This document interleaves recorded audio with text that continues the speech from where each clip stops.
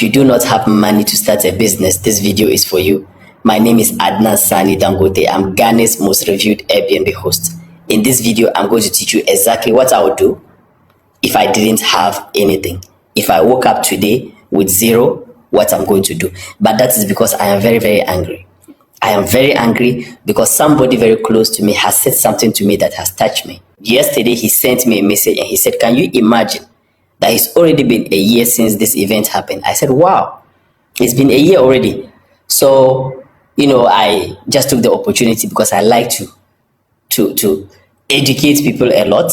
So I said, you see, that is why investment is very important. Imagine 1 year if you were investing, even though the year has gone past very fast, but at least you'll be compensated because you are paid for your investment. So I said this and I was happy. I'm waiting for him to, get back to me to say something positive.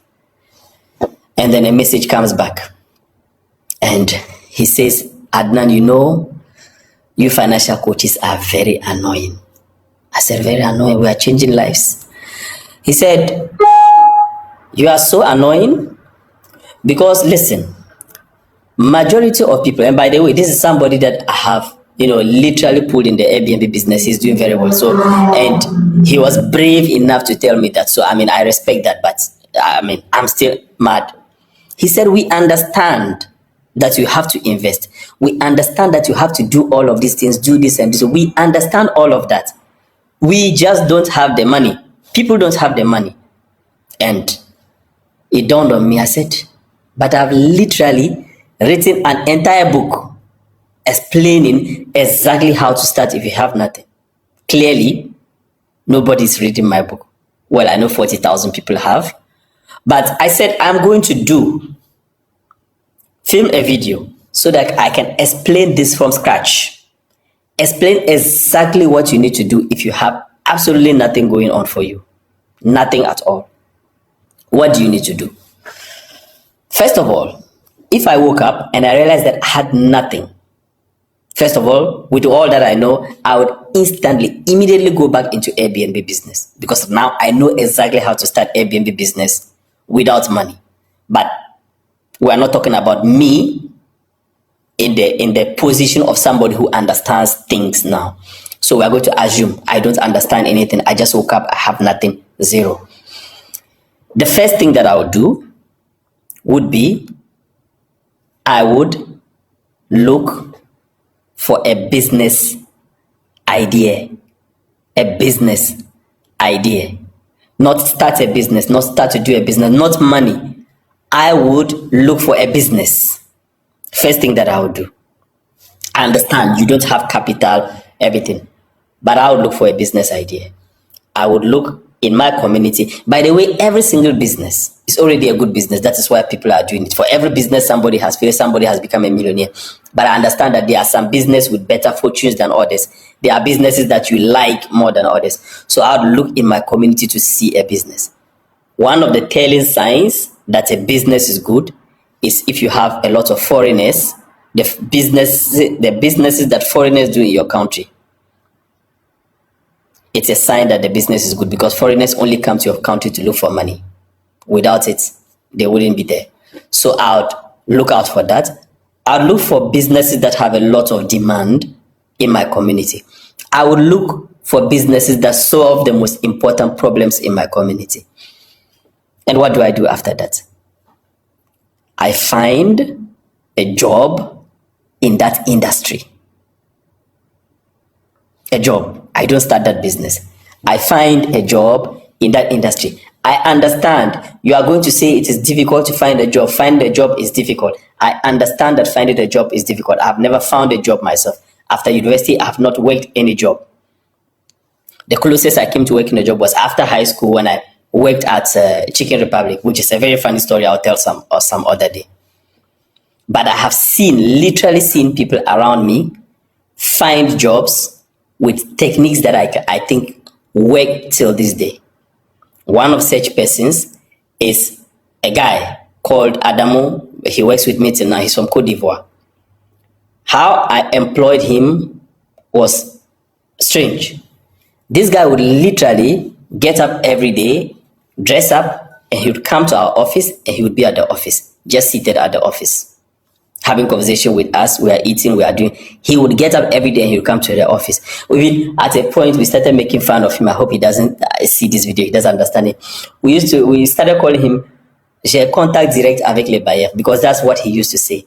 I have direct contact with the owner, because we're into real estate. We're working with owners a lot. So every single time that we're having a business discussion, he would say, I have direct contact with the owner. He was giving all the value that he could. Eventually, we started asking him to buy things, asking him, sending him, do this for us, do this for us. Eventually, we had no option than to employ him. I know many other people who use this very technique. There's a guy in the north called Sadiq Cyber. He works in the media space. He went to the southern part of Ghana, went to a lot of media houses, just hung around there. They started sending him. Eventually, they employed him, and that is what he makes a living of till this day. When I built my hotel, one of the managers, he just got up, he went there on his own, he went and gave his expertise, spoke with the other employees at the place, and the other employees ended up calling me to tell me that, listen, there's somebody who has come, he's so good. I announced for people to apply for this. People applied. We had a lot of emails. We didn't even going through it was a hassle. But we contacted this guy and we gave him the job. After him, the manager, who is also here, I don't know how he got my number. Till this very day, I asked him, he won't tell me. He just called me on phone. I think that I've been to your place. I've seen this. This is what I think. I asked him a few questions. I realized that he knows what he's about. I gave him the job. I have a lot of examples like that. A security guard, I went to rent an Airbnb somewhere. I slept. The security guard was so good. I spoke with him. He works with me now.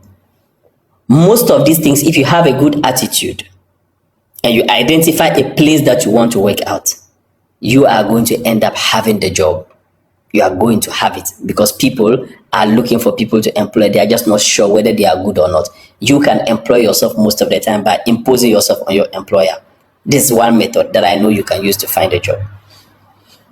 Now, once you find a job in that industry that you want to learn in that industry, most people will stop there, because for this place is not every single person who wants to become an entrepreneur. Some people just want to have a job. If that job is good, they will continue, they will stay in that job forever.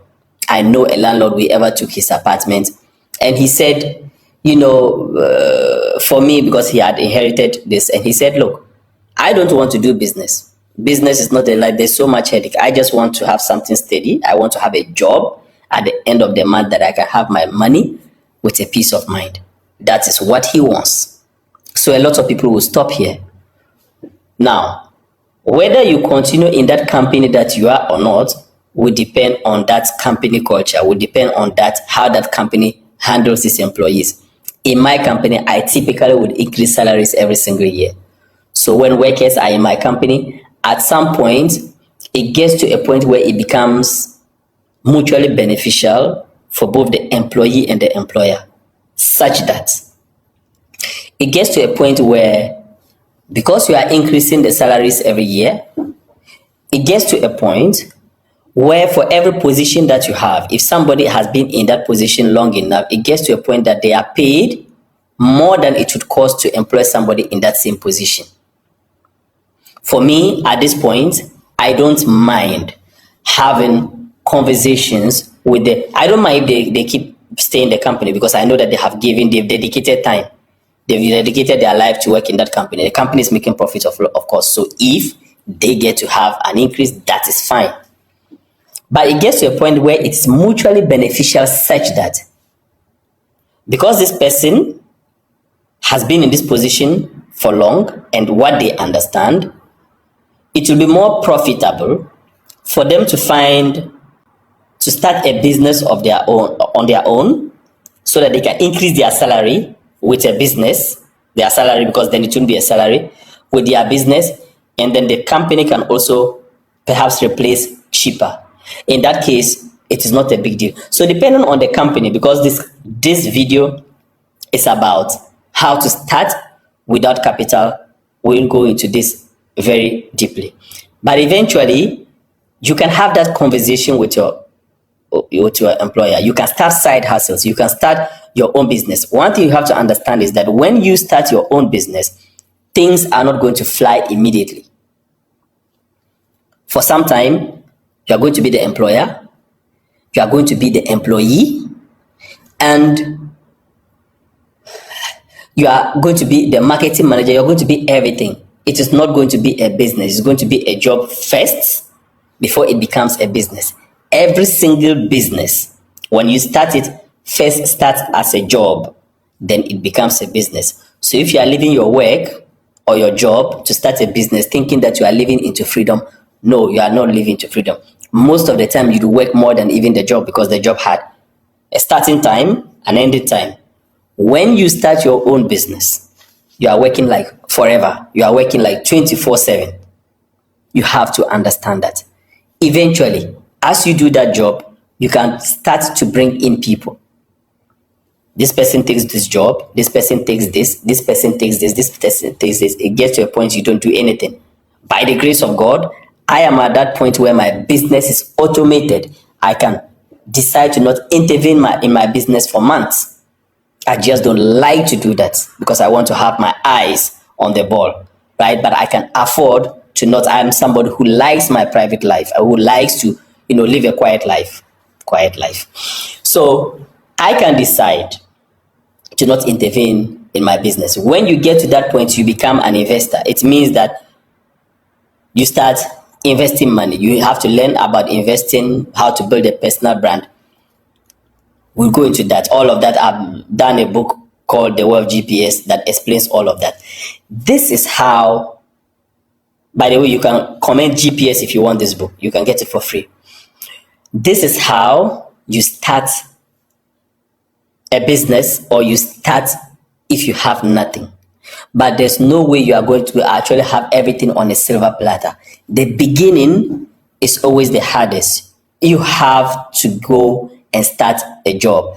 I probably, if I had to start today with everything I know, I would probably go right into Airbnb, or I'd find investors. That is not advisable for a newbie.